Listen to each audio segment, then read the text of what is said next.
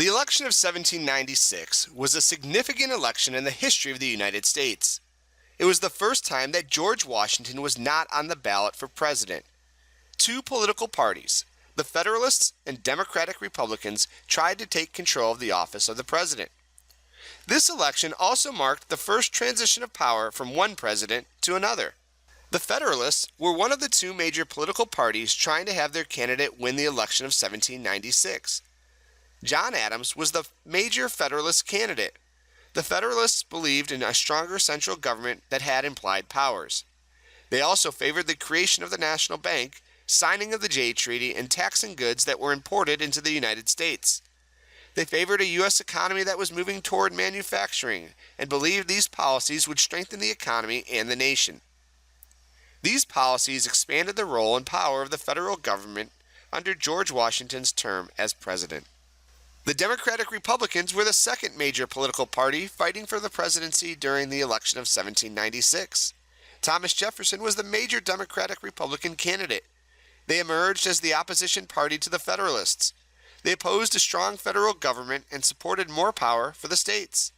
They believed in a strict interpretation of the Constitution and therefore disapproved of the National Bank because it was not mentioned in the Constitution.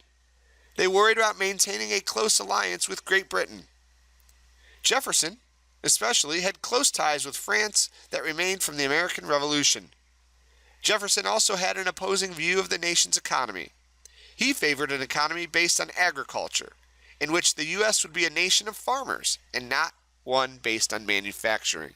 The election of 1796 was important because it was the first presidential election involving political parties and demonstrated the peaceful transition of power from president to president that was created by the Constitution. This election marked the first contested presidential election. The Federalists and Democratic Republicans opposed each other on issues regarding the size of the government and the interpretation of the Constitution.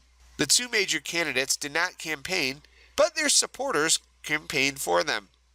John Adams, the Federalist candidate, received the most votes and he became president.